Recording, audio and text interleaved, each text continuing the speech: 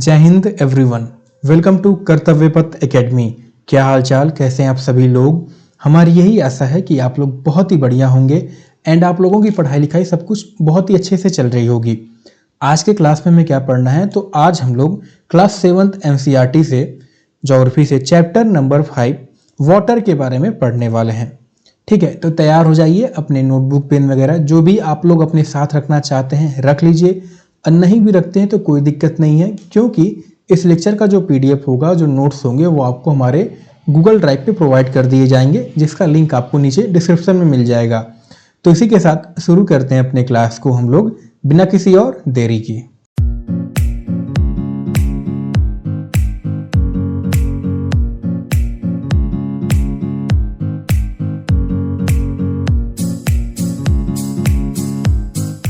तो देखिए, बचपन में या आमतौर पर आप लोगों ने आसपास अपने नोटिस किया होगा कि जब बारिश होती है, बारिश होने के बाद आपने ये देखा होगा कि जो गड्ढे होते हैं आसपास, वो क्या होते हैं, पूरी तरह पानी से भर जाते हैं। लेकिन जैसे ही आपका धूप निकलता है अगले दिन और शाम होते होते क्या होते हैं, वो गड्ढे पूरी तरह से सूख जाते हैं। तो क्या आप लोगों ने कभी सोचा है कि आखिर ये जो वाटर होता है, पानी बारिश का, या कहीं भी आपने गड्ढे देखे होंगे, अगले दिन जब धूप निकलती बहुत ही सूख जाते हैं, उसके बाद उस पानी का क्या होता है, वो पानी आपका कहाँ जाता है। ठीक है, तो आइए इसको जो है हम लोग एक सिंपल कॉन्सेप्ट से समझने का प्रयास करते हैं, जो है आपका वाटर साइकिल।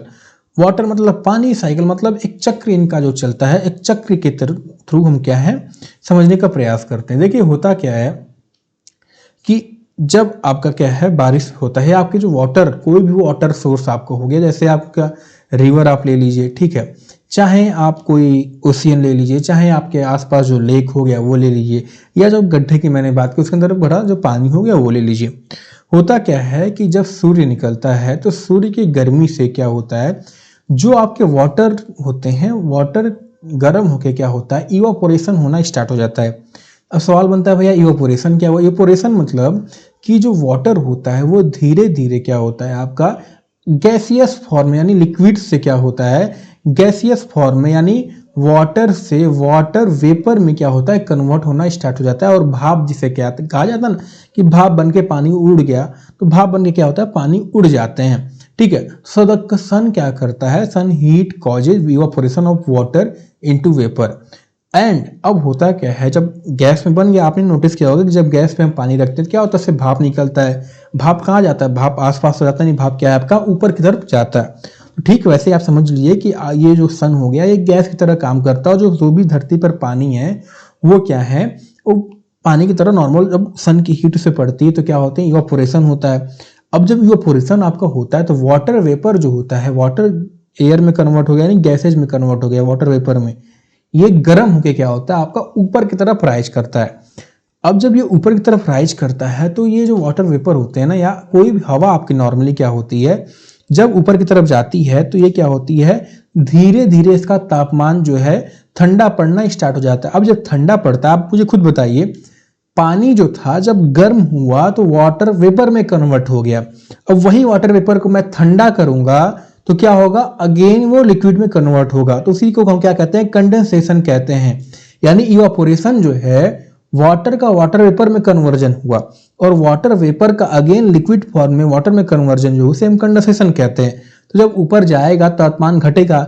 अब तापमान घटेगा, वाटर वेपर, भैया पूरी हवा जाएगी, हवा साथ आपका वाटर वेपर भी है, तो क्या होगा, तापमान घटेगा। तापमान घटेगा तो क्या होते हैं, वहां पे छोटे छोटे पानी की बूंदे जो हैं बनना स्टार्ट हो जाती हैं।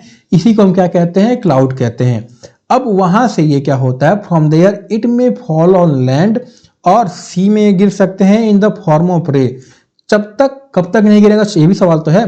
पहले क्या होता है, बहुत छोटी चीज जो हमें नॉर्मल ड्रॉप रेन की दिखती है ना, उससे भी बहुत छोटी बूंदे क्या है ऊपर फॉर्म होते हैं। ठीक है, अब यही बूंदे जो हैं, जब हवा उसको ऊपर रोक नहीं पाती है तो वो क्या होते हैं, अगर लिक्विड के फॉर्म में हो तो उसे हम बारिश कहते हैं, अगर बर्फ के फॉर्म में होगा तो हम स्नो कहते हैं।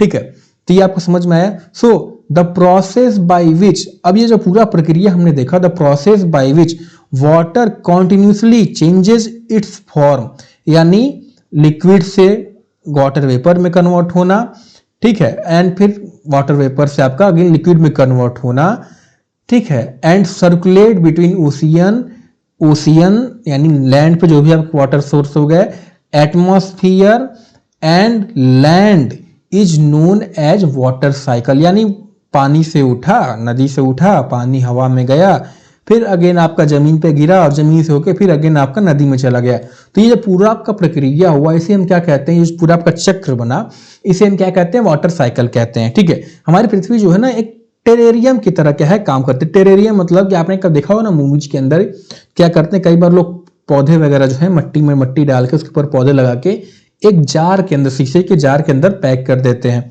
ठीक है, तो हमारी पृथ्वी भी क्या है, वो होगा क्या, जब पैक हो जाते हैं तो आप नोटिस करिएगा कभी, या आप एक्सपेरिमेंट तो घर पे भी कर सकते हैं, नोटिस करिएगा जब ये चीज होती है पेड़ पौधे जब पानी उसमें डालोगे तो पानी जो होते हैं ऊपर ढक्कन पे या जो भी पन्नी आपने लगा रखा है होगा उस पे क्या है पानी की बूंदे जो है बनना स्टार्ट हो जाते हैं। सेम हमारी पृथ्वी भी जो है इसकी तरह ही काम करती है। ठीक है, यानी जो सेम वाटर मतलब सेंचुरीज एगो एग्जिस्ट करता था ना वो भी क्या है आज एग्जिस्ट करता है। यानी जो हमारे पहले के लोग यूज किया करते थे वो हमें वही किसी ना किसी फॉर्म में हम भी क्या है वही वाटर यूज करते हैं। वाटर कहीं जाता नहीं है। अब सवाल बनता है जब वाटर कहीं जाता नहीं है तो वाई वी आर हियरिंग की मतलब कि पानी की कमी हो रही है, तो उसकी चर्चा जो है अभी थोड़ी देर आगे करेंगे। नेक्स्ट आपका दिया हुआ है उसी के बारे में। ठीक है, तो इतनी बात आपको क्लियर है। वाटर साइकिल ये सिंपल कहने का मतलब क्या, समझाने का क्या था वाटर साइकिल। अब हम समझते हैं। अब देखिए वाटर जो है कुछ होता है फ्रेश वाटर और कुछ होता है सॉल्टी वाटर, यानी कोई गंदा पानी। मतलब फ्रेश वाटर मतलब जिसे हम पी सकते हो। ठीक है, जो ह्यूमन के यूज के लिए हो। और सॉल्ट वाटर मतलब हम उसे पी नहीं सकते, सॉल्टी वाटर कैसे पियेंगे भैया। तो अगर मैं मेजर सोर्स की बात करूं फ्रेश वाटर की तो वो हो जाते हैं आपके रिवर हो गए, पॉन्ड्स हो गए, स्प्रिंग्स हो गए, ग्लेशियर्स हो गए। ठीक है, इतनी बात आपको क्लियर है। तो ये हो गए मेजर सोर्स। अब हम बात करते हैं आपके ओशियन के बारे में। ओशियन से रिलेटेड कुछ चीजें देखते हैं। तो देखिए आपको जो भी ओशियन बॉडीज हैं जिन्हें पता है वेरी गुड, जिन्हें नहीं पता है वो यहाँ ध्यान दे लीजिए। उनमें क्या है वो जो पानी होता है आपका बहुत ही खारा होता है, यानी इट इज सॉल्टी वाटर होता है। ठीक है, जैसे पानी के अंदर नमक डाल के दे दो और उसे पियो, उस तरह की क्या है हमारी ओशियन का जो पानी होता है वो होता है। क्यों होता है?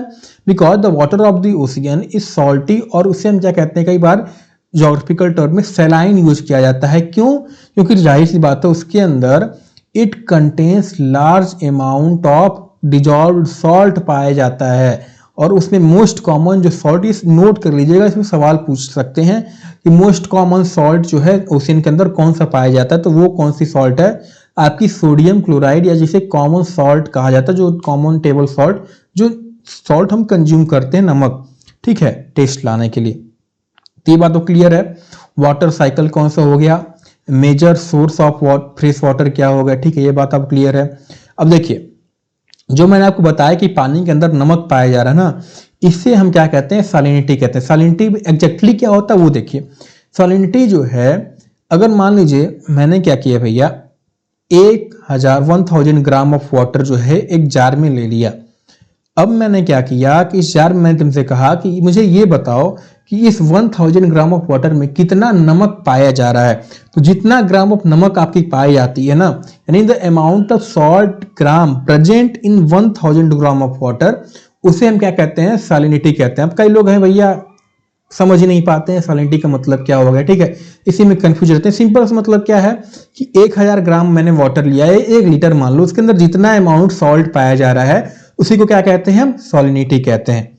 अब देखो जो तुम्हारी, अच्छा इसे एक और नोट कर लेना, इस सैलिनिटी को जो है वो पीपीटी से क्या किया डिनोट किया जाता है। जैसे किसी अमाउंट हो गया, किसी ग्राम हमने लिख दिया, कोई लंबाई हो गई तो सेंटीमीटर मैंने नोट कर दिया, वैसे ही सैलिनिटी को जो है पार्ट्स पर 1000 से क्या है, यानी कितना पार्ट्स पर 1000 पे पाया जा रहा है उससे डिनोट किया जाता है।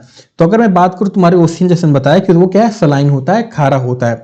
तब मैंने तुमसे पूछी कितना खारा होता है, कितनी सैलिनिटी, तो उसकी जो एवरेज सैलिनिटी होती है ओवरऑल ओशियन की मैं बात कर रहा हूं, वो जो है आपकी हो जाती है 35 पार्ट्स पर 1000, यानी 35 पीपीटी जो है उसकी एवरेज सैलिनिटी हो जाती है।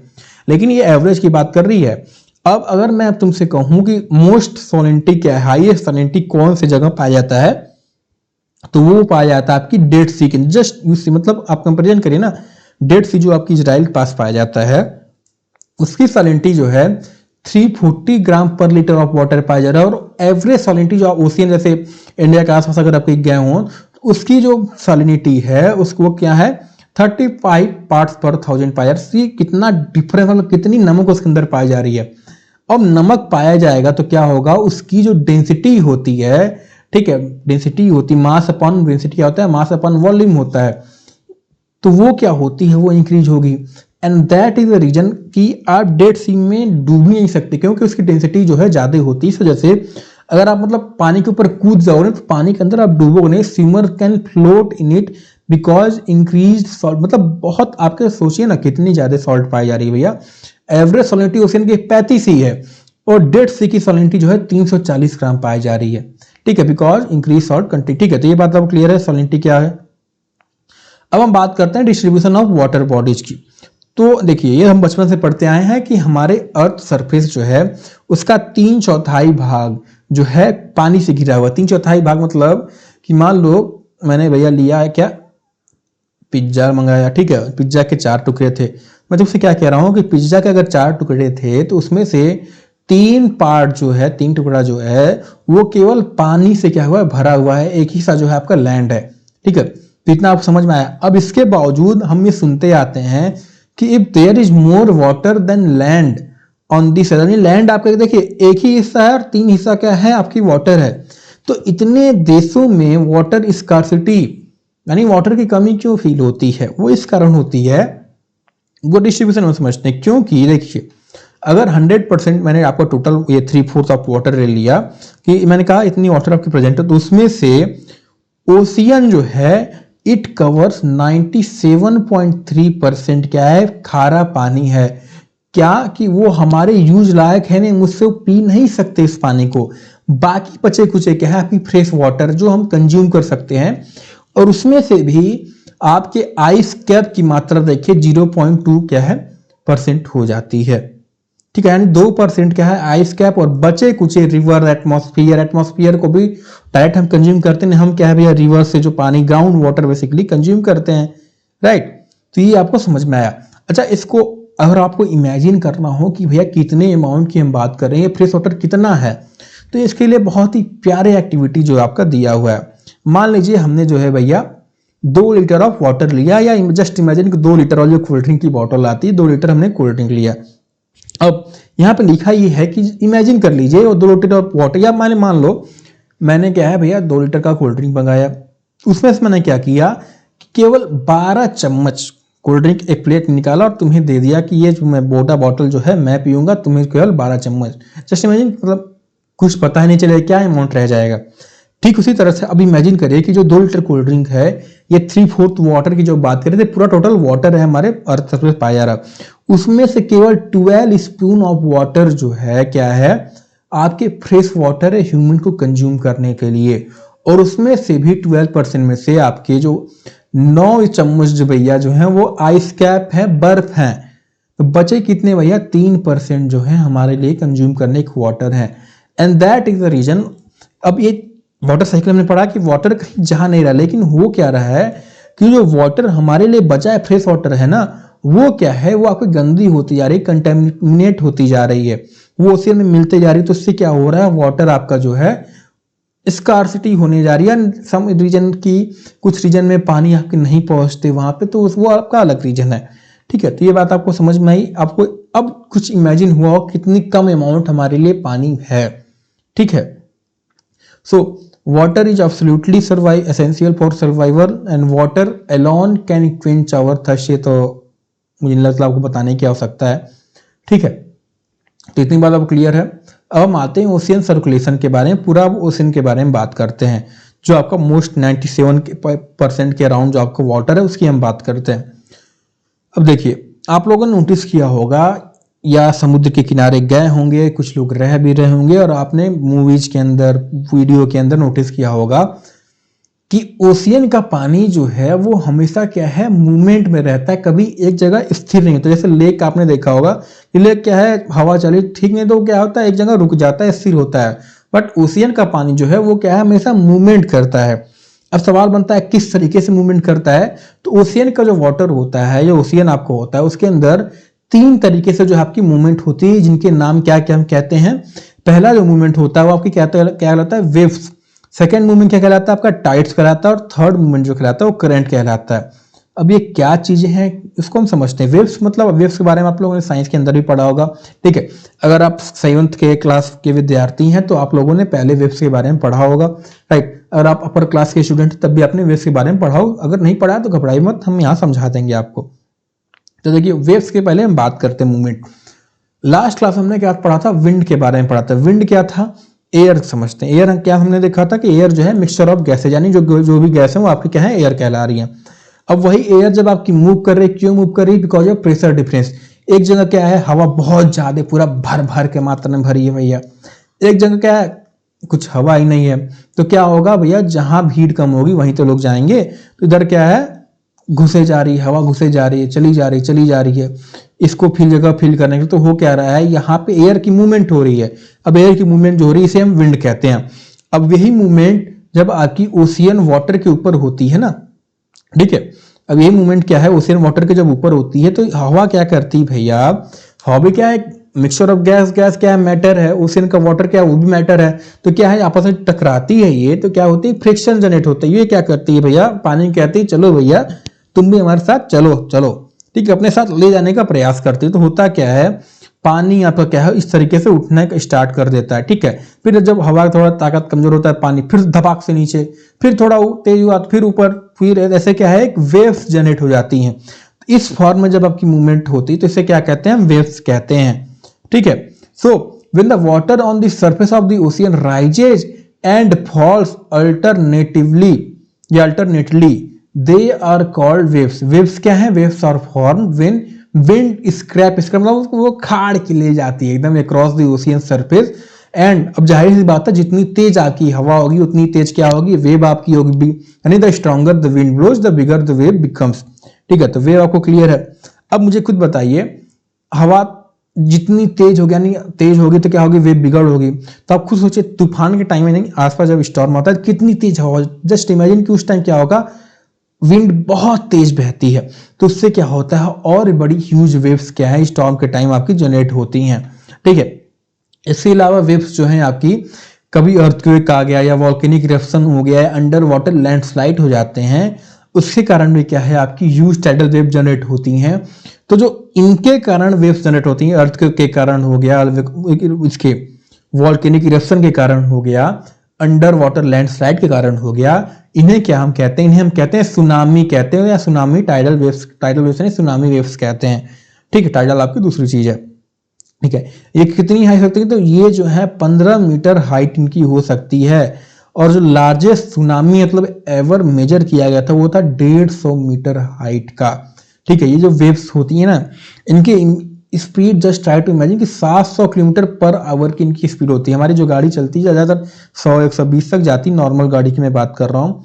Just imagine 700 kilometre per hour की रफ्तार से कोई पानी आपके पूरा बड़े अमाउंट में आपकी तरफ आ रहा हो तो क्या हालत होगा। तो जाहिर सी बात है, बहुत ज़्यादा डिस्ट्रक्शन ये क्या है, कॉज करते हैं। ऐसा ही सुनामी जो है हमारे इंडियन ओशियन में आया था 2004 में, जिसने जो था अंडमान निकोबार आइलैंड, ठीक है। अगर ये हमारा भारत हो गया तो अंडमान निकोबार आइलैंड आपका इधर पाया जाता है। तो इसका एक इंदिरा पॉइंट जो है नाम का जगह था, इसको क्या, इस टाइडल वेव्स ने क्या किया था, पूरी तरह से इसको डुबा दिया था, ठीक है। तो अब एक और चीज यहाँ पे फैक्ट दे रखा है कि सुनामी जो है, जनरली हम क्या करते हैं, कोई भी वर्ड पढ़ते हैं तो जनरली ये क्या होते हैं, ये फ्रेंच वर्ड हो गया या ग्रीक वर्ड हो गया, पर सुनामी जो शब्द है ये एक जापानीज वर्ड है, ये हमें ध्यान देना है, जिसका मतलब होता है हार्बर वेव। हार्बर वेव क्यों कहा था, क्योंकि इसके दौरान जो आपके हार्बर्स होते हैं, हार्बर मतलब जो बंदरगाह आपके हो गए, वो क्या होते हैं, डिस्ट्रॉय हो जाते हैं जब भी आपकी सुनामी आती है। दैट्स व्हाई इसे जो है हार्बर यानी सुनामी कहा जाता है, ठीक है। तो ये बात आपको क्लियर है, वेव्स आपको क्लियर है। अब इसके बाद आता है टाइडल। पहला मूवमेंट हमने देख लिया कि हवा आई, हवा ने भैया पानी को उठाया, फिर धपाक से नीचे फेंका, उठाया, इससे क्या वेव जनरेट, इस तरह से आपकी ओशियन का मूवमेंट हो गया। अब दूसरा क्या होता है, दूसरा होता है सन एंड किसके, चंदा मामा के ग्रेविटेशनल पुल की वजह से क्या है आपकी समुद्र के अंदर मूवमेंट होती। कैसे होती वो समझते हैं। ग्रेविटेशनल पुल मतलब कहा जाए तो देखिए, न्यूटन चचा का कहना था, प्रूव भी किया है कि दुनिया में कोई भी दो तरह की बॉडी, चाहे मेरे हाथ में ये पेन हो गया या मेरा हाथ हो गया या एक इंसान, दो इंसान, तीन इंसान, या आपका फोन जिससे पढ़ रहे हैं आपकी, जिससे जो भी चीज़ आपके पास होगी, दो बॉडी कोई भी तरह की आपस में क्या है अट्रैक्ट करती हैं, क्या है अट्रैक्शन पुल लगाती हैं। अब क्योंकि हम जो भी ऑब्जेक्ट हो गए बहुत छोटे हैं तो पुल पता नहीं चलता, बट जस्ट इमेजिन कि पृथ्वी जितनी बड़ी चीज, सन जितनी बड़ी चीज, मून जितनी बड़ी चीज, वो जब पुल लगाएगा तो उसका क्या है बहुत प्रभाव पड़ता है। उसे हम क्या कहते हैं ग्रेविटेशनल अट्रैक्शन, आपका ग्रेविटेशनल पुल हो गया, यानी खींचती है अपने तरफ। अब होता क्या है, ये भैया हो गई हमारी अर्थ हो गया, ठीक है, ये हो गया हमारा चांद हो गया, ठीक है, ये हमारा क्या हो गया भैया सूरज हो गया। अब ये क्या है सूरज, क्योंकि दूरी उसकी बहुत ज्यादा है अर्थ से तो उतनी पुल पता नहीं चलती, बट मून जो है it is much closer than sun, तो क्या है इसका अट्रैक्शन ज्यादा होता है। अब जब ये पुल अपना लगाया ग्रेविटेशनल पुल इसके ऊपर, तो क्या होगा भैया, क्योंकि लैंड को तो इतनी तेज अट्रैक्शन नहीं होगी कि लैंड सॉलिड जो है उसको खींच पाए, तो क्या करती है वाटर सेकंड नंबर पे जो आता है, वाटर क्या है कुछ हद तक अपने तरफ क्या है ये अट्रैक्ट कर लेता है। वाटर का क्या है अट्रैक्ट करके पृथ्वी के क्या है थोड़ी सी बल्ज आउट हो जाती है। इसी जब ये आपका पानी उठता है, इसी को हम क्या कहते हैं टाइड कहते हैं, या हाई टाइड इसे कहा जाता है, ठीक है। इसको आइए मैं दिखा भी देता हूं यहाँ पे। So the rhythmic rise and fall of ocean water twice in a day is called tide. अब ये टाइड क्या था, वो ट्वाइस इन डे वाली बात भूल जाइए। टाइड कैसे समझ में आया, rise and fall of ocean water, एक जो था आपकी हवा के कारण हो रहा था, अर्थ के कारण सुनामी कहला रही थी। फिर टाइड्स क्या होगा, ये सन एंड मून की जब बात आए तो उसके कारण जो मूवमेंट होता है वो ओशियन का वो टाइड कहलाता है। ये बात ध्यान देना, हवा आए तो आपका वेव्स हो गया। इतनी बात आपको क्लियर है। अब ये टाइड्स जो है ये दिन में जो है राइज, देखिए ये हमारी पृथ्वी है, मून अब क्या है भैया हम जानते हैं रोटेशन रिवॉल्यूशन हम पढ़ चुके हैं पहले भी, ठीक है। अब ये मान लीजिए मून यहाँ पे आया, यहाँ पे आया, जब मून आपका इधर रहता है, मून ने क्या किया भैया इधर खींचा। अब जब ये जो है जितना बल्ज आउट इधर होता है ना, उतनी ही क्या है अट्रैक्शन यहाँ पे फोर्स होता है, सेंट्रीफ्यूगल फोर्स। इसके कारण क्या होता है, ये सेंट्रीफ्यूगल सेंट्रीपिटल फोर्स, इनके कारण क्या होता है इधर भी क्या है सिमिलर बल्ज आउट आपको हो जाता है। नहीं पृथ्वी जो है अगर ये रही तो पानी क्या है इधर से आपका ऐसे बल्ज आउट हो जाता है बाहर की तरफ, ठीक है। अब जब ये खिंचाएगा तो ये क्या होगा, बीच में यहाँ पे आपका पानी का लेवल गिर जाता है, ठीक है, यहाँ पे पानी का लेवल गिर जाता है, यहाँ पानी का लेवल बढ़ जाता है, तो वही दे रखा है।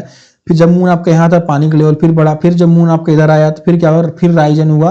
तो ये दे रखा है दिन में 2 बार क्या है the rhythmic rise and fall of ocean water twice in a day is called tide, ठीक है। It is high tide when water cover much of shore by rising to its highest level, and it is low tide when water fall, मतलब lowest level पे जब पहुंच जाता है उसे low tide, highest level पे हाई टाइड, ठीक है।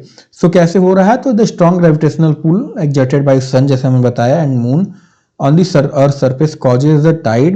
The water on the earth closer to the moon gets pulled under the influence of the moon gravitational pull and causes high tide, ठीक है। धन्यवाद, आपको समझ में आई, जो मैंने सिंपल बताया वही चीज यहाँ पे ले रखा है।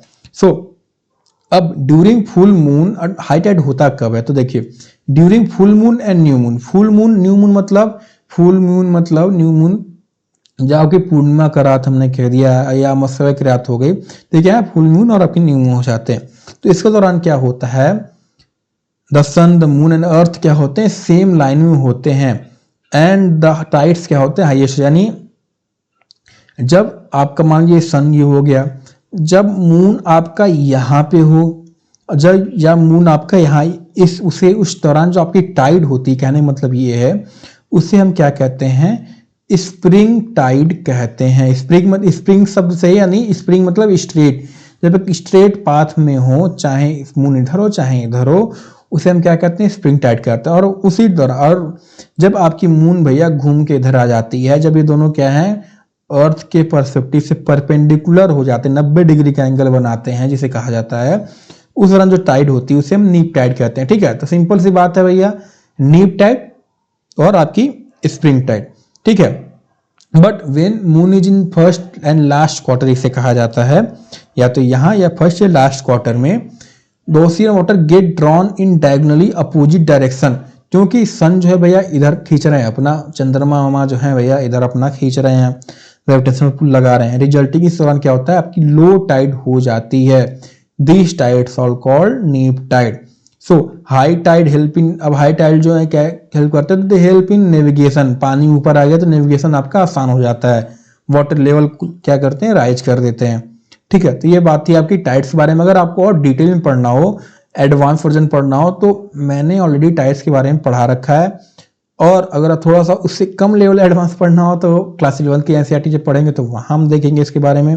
ठीक है, और उससे ज़्यादा एडवांस पढ़ना हो तो वो मैंने ऑलरेडी आपके सविंद्र सिंह सर की जो बुक होती है फिजिकल ज्योग्राफी, वो ऑलरेडी कवर मैंने कर रखा है टॉपिक का, तो आप वहां जाके वीडियो देख सकते हैं। ठीक है, अब हम बात करते हैं वेव्स। हमने समझ लिया हवा आई, हवा ने भैया पानी को उछाला, नीचे किया, वेव्स कहला गई। फिर क्या थी, चंदा मामा सूरज मामा ने खेला किया, खेला करके पानी को उछाला निचाला, वो क्या हो गया भैया, टाइड्स हो गए। अब थर्ड मूवमेंट जो आता है वो था ओशियन करंट।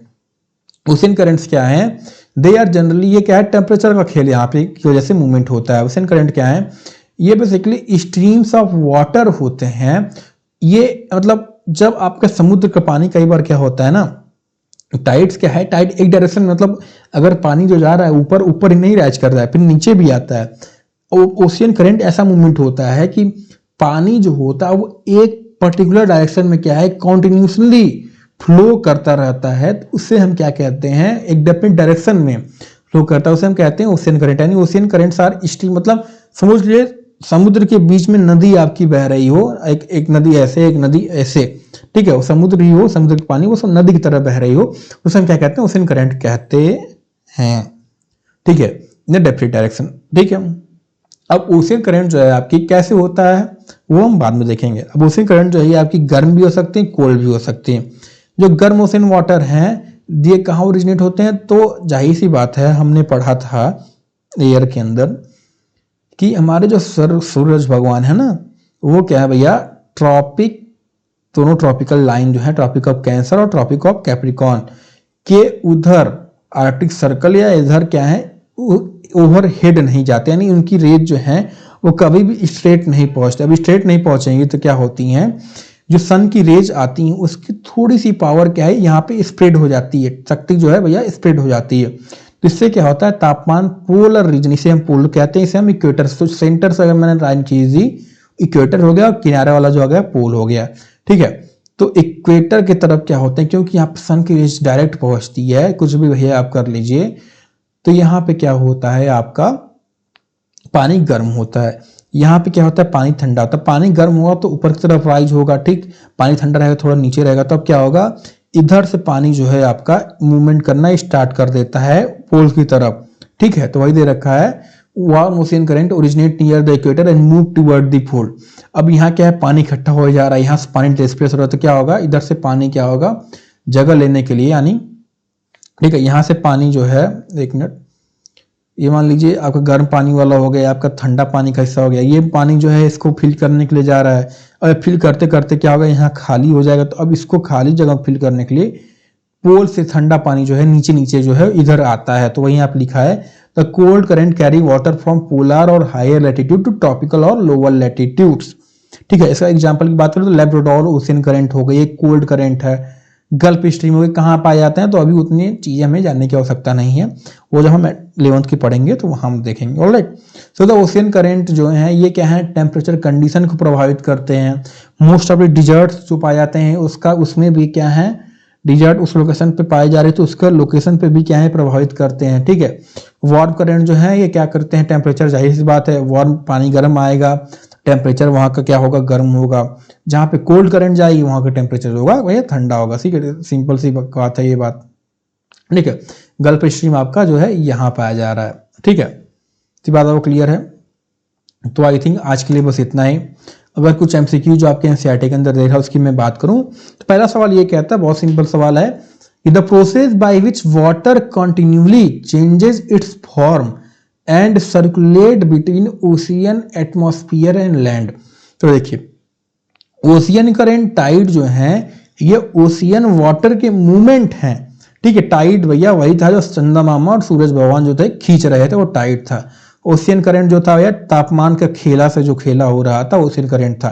ठीक है, तो अब मुझे खुद बताइए, सवाल आप देख लीजिए, क्या कह रहा है कि कॉन्टिन्यूसली चेंज, मान लो एक तरफ मान लो फॉर्म चेंज हो रहा, मैंने कहा चलो सर्कुलेट भी हो रहा, लेकिन मूवमेंट तो आपको ओशियन के अंदर ही हो रहा है, एटमॉस्फेयर में तो जा नहीं रहा है, लैंड पे तो जा नहीं रहा है, तो क्या होगा, सिंपल सी बात, वाटर साइकिल हो जाएगा। वाटर साइकिल में जो है, याद करिए, इवापोरेशन हो रहा था, फिर कंडेंसेशन हो रहा था, पानी फिर जमीन पे आ रहा, जमीन से फिर नदी में जा रहा था, फिर ऐसे साइकिल जो बन रहा था उसे वाटर साइकिल कह रहे हैं। ठीक है, फिर सेकंड सवाल क्या कह रहा है कि generally the warm ocean current originate near. अभी मैंने बताया कि गर्मी कहाँ है, गर्मी जो है इक्वेटर पे है, इक्वेटर पे गर्मी है क्योंकि सूरज भगवान जो है वो कहते हैं हम पोल की तरफ नहीं जाएंगे, हम जो है यहीं हमें मजा आ रहा है, हम यहीं अपनी डायरेक्ट गर्मी देंगे, डायरेक्ट ताप जो देंगे, तो इससे क्या होगा, इक्वेटर गर्म होगा, इक्वेटर गर्म होगा तब वार्म ओशन करंट कहाँ आएंगे, पोल पे आएंगे। पोल पे थोड़ी ना आएंगे, इक्वेटर पे आएंगे। ठीक, फिर थर्ड क्या कहता है, the rhythmic rise and fall of ocean water twice in a day is called. तो दिन में 2 बार क्या हो रहा था, दिन में 2 बार क्या हो रहा था, टाइड हो रहा था। ओशन करंट तो भैया चले ही जा रहा है, वेव जो है भैया हवा के ऊपर डिपेंड कर रहे हैं। ठीक है, तो ये आपकी कहानी है, मैच द फॉलोइंग, ये आप लोग के लिए है, आप लोग कर लीजिएगा।